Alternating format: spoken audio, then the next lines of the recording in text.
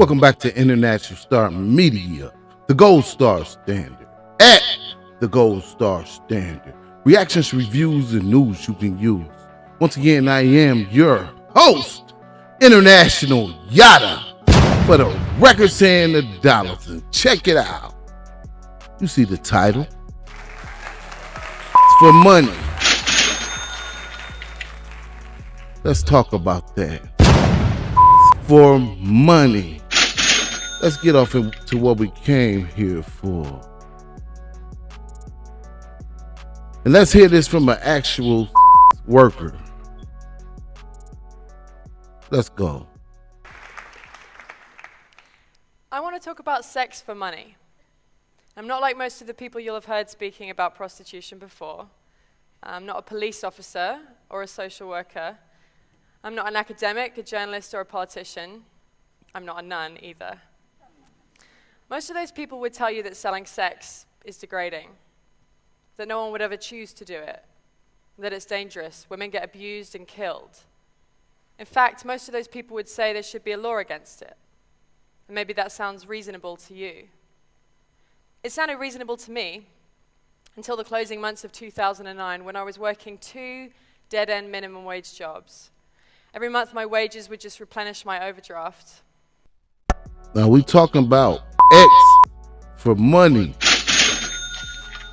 Consensual ex-workers. X for money. I was exhausted and my life was going nowhere. Like many others before me, I decided sex for money was a better option. Now don't get me wrong, I would have loved to. And we're also talking about making the choice, choosing to sell X in exchange for money. Adult consensual ex-worker, not being forced, nobody using fraud, coercion, force, threats, or violence against these women. Women that choose to sell X for money. Let's go. On the lottery instead, but it wasn't going to happen anytime soon, and my rent needed paying. So I signed up for my first shift in a brothel. In the years that have passed, so she was saying they wasn't paying her the wages that she needed to live on. So she chose to go to a brothel where she could make more money, a sustainable living, selling X for money. I've had a lot of time to think. I've reconsidered the ideas I once had about prostitution. I've given a lot of thought to consent and the nature of work under capitalism. I've thought about gender inequality and the sexual and reproductive labor of women. I've experienced exploitation and violence at work. I've thought about what's needed to protect other sex workers from these things. Maybe you've thought about them too. In this talk, I'm going to take you through the 4 main legal approaches applied to sex work throughout the world. And we're going to talk about global X work. She's going to take you around the world and show different models of X workers in different countries. Explain why they pay attention. Don't work. Why prohibiting the sex industry actually exacerbates every harm that sex workers are vulnerable to. And then I'm going to tell you about what we, as sex workers, actually want. The first approach is full criminalization. Half the world, including Russia, South Africa, and most of the US, regulates sex work by criminalizing everyone involved. So that's seller, buyer, and third parties. Lawmakers in these countries apparently hope that the fear of getting arrested will deter people from selling sex. But if you're forced to choose between obeying the law and feeding yourself or your family, you're going to do the work anyway and take the risk. Criminalization is a trap. It's hard to get a conventional job when you have a criminal record. Potential employers won't hire you. Assuming you still need money, you'll stay in the more flexible, informal economy. The law forces you to keep selling sex, which is the exact opposite of its intended effect. Being criminalized leaves you exposed to mistreatment by the state itself. In many places, you may be coerced into paying a bribe or even into having sex with a police officer to avoid arrest.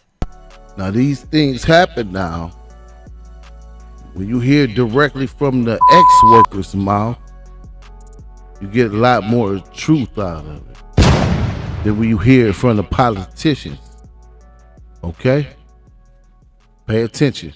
Police and prison guards in Cambodia, for example, have been documented subjecting sex workers to what can only be described as torture.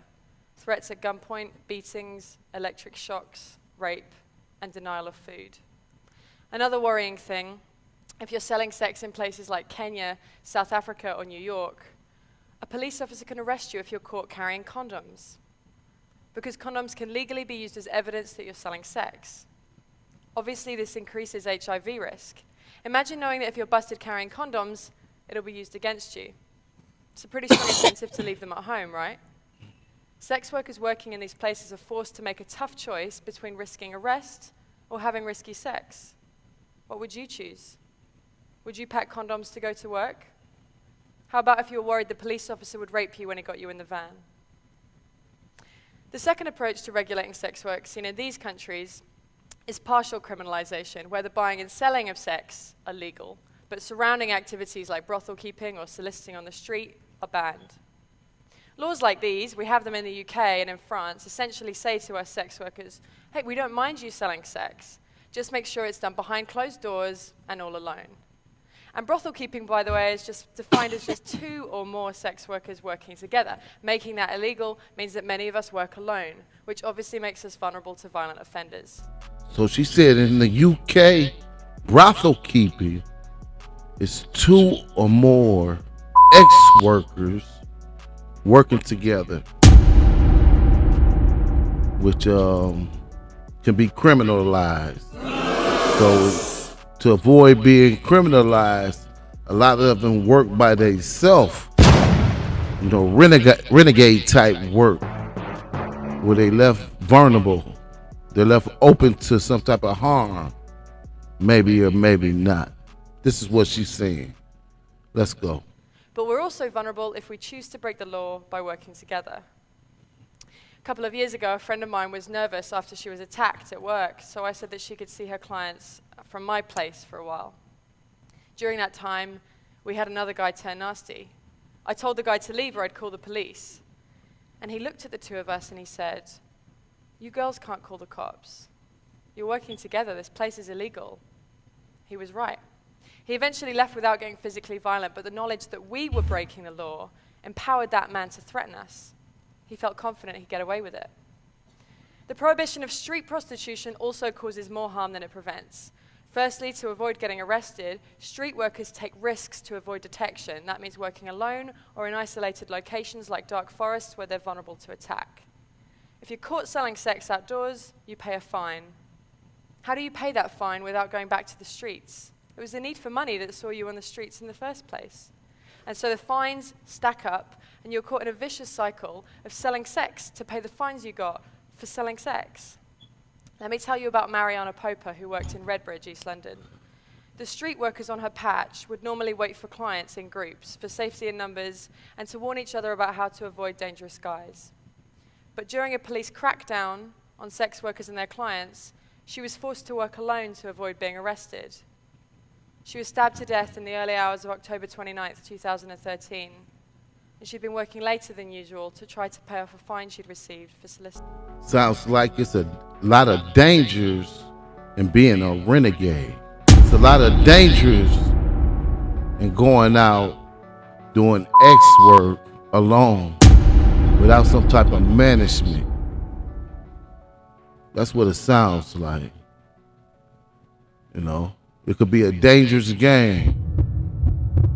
Even though it pays the bills and you got to do what you got to do, it could be a dangerous game, especially without some type of management. Let's continue.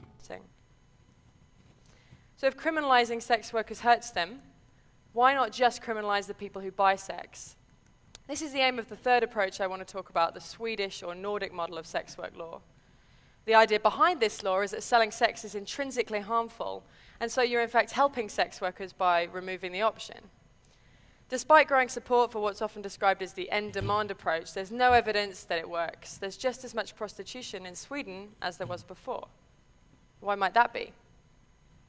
It's because the people selling sex often don't have other options for income. If you need that money, the only effect that a drop in business is going to have is to force you to lower your prices or offer more risky sexual services. If you need to find more clients, you might seek the help of a manager. And so you see, rather than putting a stop to what's often described as pimping, a law like this actually gives oxygen to potentially abusive third parties. To keep safe in my work, I try not to take bookings from someone who calls me from a withheld number. If it's a home or a hotel visit, I try to get a full name and details. If I worked under the Swedish model, a client would be too scared to give me that information. I might have no other choice but to accept a booking from a man who is untraceable if he later turns out to be violent. And that sounds like another reason that an adult consensual ex-worker should have some type of management.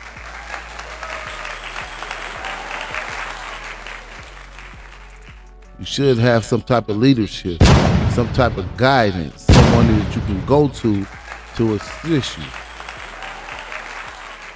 But what do I know? Let's go. If you need their money, you need to protect your clients from the police.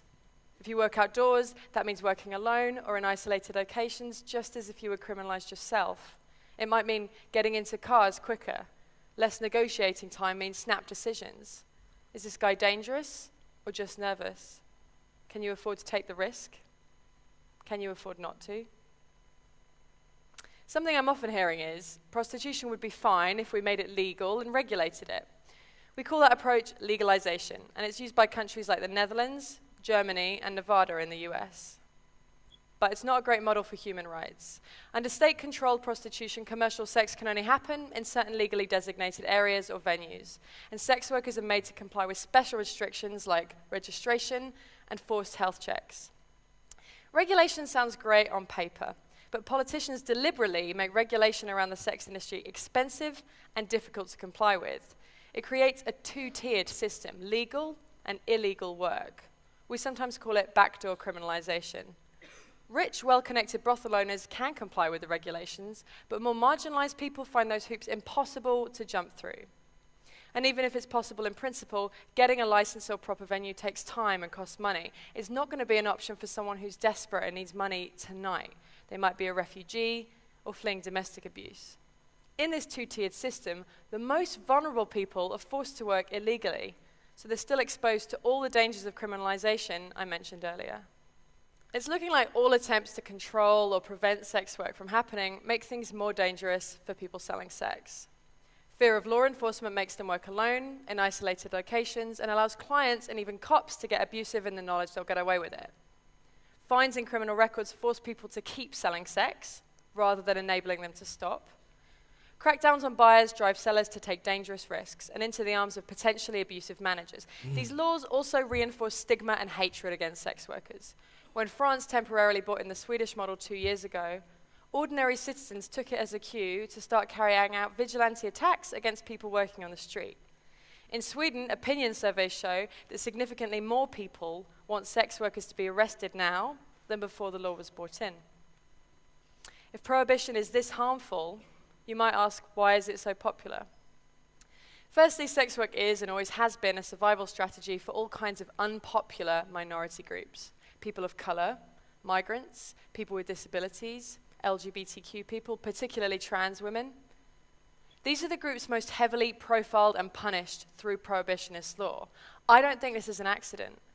These laws have political support precisely because they target people that voters don't want to see or know about. Why else might people support prohibition?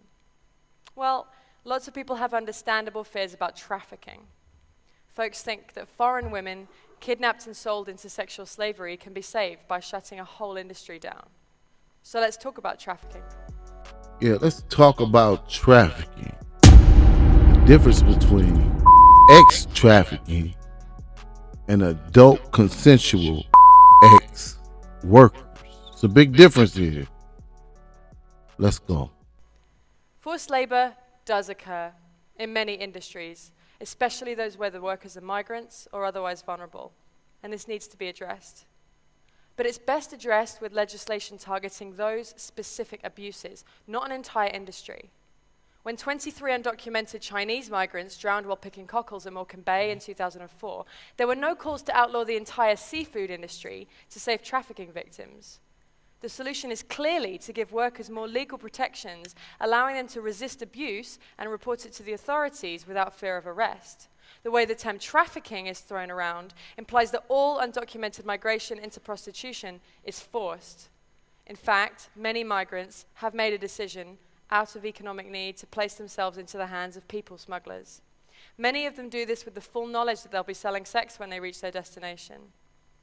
And yes, it can often be the case that these people smugglers demand exorbitant fees, coerce migrants into work they don't want to do, and abuse them when they're vulnerable. That's true of prostitution, but it's also true of agricultural work, hospitality work, and domestic work. Ultimately, nobody wants to be forced to do any kind of work. But that's a risk many migrants are willing to take because of what they're leaving behind. If people were allowed to migrate legally, they wouldn't have to place their lives into the hands of people smugglers. The problems arise from the criminalization of migration, just as they do from the criminalization of sex work itself. Right? This is a lesson of history. If you try to prohibit something that people want or need to do, whether that's drinking alcohol or crossing borders or getting an abortion or selling sex, you create more problems than you solve. Prohibition barely makes a difference to the amount of people actually doing those things, but it makes a huge difference as to whether or not they're safe when they do them. Why else might people support prohibition? As a feminist, I know that the industry is a site of deeply entrenched social inequality. It's a fact that most buyers of sex are men with money, and most sellers are women without. You can agree with all that, I do, and still think prohibition is a terrible policy. In a better, more equal world, maybe there would be far fewer people selling sex to survive. But you can't simply legislate a better world into existence. If someone needs to sell sex because they're poor, or because they're homeless, or because they're undocumented and they can't find legal work, taking away that option doesn't make them any less poor, or house them, or change their immigration status. People worry that selling sex is degrading. Ask yourself, is it more degrading than going hungry? Or seeing your children go hungry? There's no call to ban rich people from hiring nannies or getting manicures, even... I agree with that. It's all in the way that you look at it and the circumstances surrounding it. You know, it's all about a lifestyle. Would you rather choose the lifestyle of making money, making more money than the average 9 to 5? Mm-hmm. Or would you choose the lifestyle to struggle? You know? Everything ain't for everybody, but it's a choice for some. Let's go. I know most of the people doing that labor are poor migrant women. It's the fact of poor migrant women selling sex specifically that has some feminists uncomfortable. And I can understand why the sex industry provokes strong feelings. People have all kinds of complicated feelings when it comes to sex. But we can't make policy on the basis of mere feelings, especially not over the heads of the people actually affected by those policies. If we get fixated on the abolition of sex work, we end up worrying more about a particular manifestation of gender inequality rather than about the underlying causes. People get really hung up on the question, well, would you want your daughter doing it? That's the wrong question. Instead, imagine she is doing it. How safe is she at work tonight? Why isn't she safer? So, we've looked at full criminalization, partial criminalization, the Swedish or Nordic model, and legalization, and how they all cause harm. Something I never hear asked is, what do sex workers want? What do sex workers After all, we're the want? ones most affected by these laws. New Zealand decriminalized sex work in 2003. It's crucial to remember that decriminalization and legalization are not the same thing. Decriminalization means the removal of laws that punitively target the sex industry, instead treating sex work much like any other kind of work. In New Zealand, people can work together for safety, and employers of sex workers are accountable to the state. A sex worker can refuse to see a client at any time, for any reason, and 96% of street workers report that they feel the law protects their rights. New Zealand hasn't actually seen an increase in the amount of people doing sex work, but decriminalizing it has made it a lot safer. But the lesson from New Zealand isn't just that its particular legislation is good, but that crucially, it was written in collaboration with sex workers, namely the New Zealand Prostitutes Collective. When it came to making sex work safer, they were ready to hear it straight from sex workers themselves. Here in the UK, I'm part of sex worker-led groups like the Sex Worker Open University and the English Collective of Prostitutes. And we form part of a global movement demanding decriminalization and self-determination. The universal symbol of our movement is the red umbrella. They're looking for full decriminalization to legalize globally. Globally legalize X work. We're supported in our demands by global bodies like UNAIDS, the World Health Organization, and Amnesty International. But we need more allies. If you care about gender equality, or poverty, or migration, or public health, then sex worker rights matter to you. Make space for us in your movements. That means not only listening to sex workers when we speak, but amplifying our voices. Resist those who silence us, those who say that a prostitute is either too victimized, too damaged to know what's best for herself, or else too privileged and too removed from real hardship, not representative of the millions of voiceless victims. Pay attention to this now. A lot of sex workers, the majority of sex workers, it sounds like, make a choice to become sex workers. They're not forced into it. Now there are people forced into it, like she said. It's a lot of people coming here from overseas, thinking they're coming over here to do this or that, and end up trafficked. There's also a lot of guys dealing with underage females that get caught up like that, you know. And we tell you time and time again, don't do it. But that's a small percentage. Even though it's a lot of stories on that, I believe that's a small percentage compared to the global work that sex workers do globally. We're talking international. Let's continue though. This distinction between victim and empowered is imaginary. It exists purely to discredit sex workers and make it easy to ignore us. No doubt many of you work for a living. Well, sex work is work too. Just like you, some of us like our jobs, some of us hate them. Ultimately, most of us have mixed feelings. But how we feel about our work isn't the point. You hear that? They make a choice to do it. No matter how they feel about it. Sometimes the average Joe might not want to get up and go to work. They might not want to get up and go to that 9 to 5, but they get up and they do it because they need the money. They're not forced to go to work, but they need the money. They got to pay bills. Same thing going on here. And how others feel about our work certainly isn't. What's important is that we have the right to work safely and on our own terms. Sex workers are real people. We've had complicated experiences and complicated responses to those experiences. But our demands are not complicated. You can ask expensive escorts in New York City, brothel workers in Cambodia, street workers in South Africa, and every girl on the roster at my old job in Soho, and they will all tell you the same thing. You can speak to millions of sex workers and countless sex worker-led organizations. We want full decriminalization and labor rights as workers. I'm just one sex worker on the stage today, but I'm bringing a message from all over the world. Thank you. Hey, pay attention to that. They're looking for full decriminalization. That's what she said. For money. That's what we're talking about. Here we go.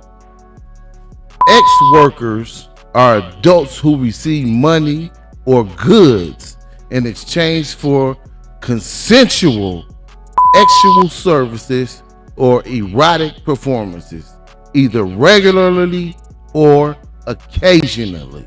Oh my God. Y'all hear that? You see that right there? I'm gonna leave that up there for a minute. Let you read it for yourself.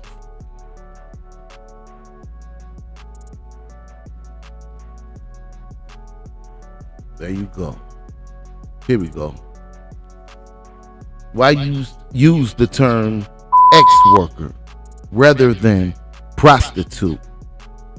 The term ex-worker recognizes that the ex-worker is work, or that ex-work is work.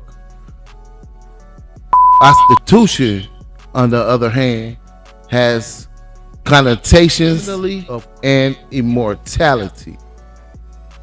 Many people who sell sexual service prefer the term ex-worker and find that prostitute demeaning and stigmatizing, which contributes to their exclusion from health, legal, and social services. This is what they say. They say they'd rather have the term or the words ex-worker rather than prostitute, because prostitute is criminalized and ex-worker sounds more like consensual work. This is what they're saying. This is what the ladies are saying. The lovely ladies of leisure. This is what they said. Here we go. What is the difference? What is human trafficking? And how is sex work different? Human trafficking is egregious human rights violation involving the threats of use of force, abduction, deception, or other forms of coercion for the purposes of exploitation. This may include forced labor, sexual exploitation, slavery, and more. There's a big difference between consensual ex-work and human trafficking. It's a big difference, but the lines are being blurred in a courtroom. The lines are being blurred in politics.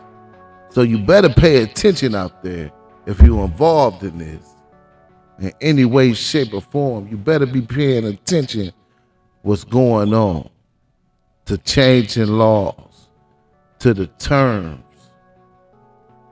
Even though these ladies, and you just heard the lady speak, say it's consensual, the ex work that they're doing is consensual, you can still be criminalized for it. So pay attention. International Star Media, the Gold Star Standard, at the Gold Star Standard. Reactions, reviews, and news you can use. Once again, I am your host, International Yada, for the record setting in dollars. Don't forget to like, subscribe, comment, share, and we will see you on the next one.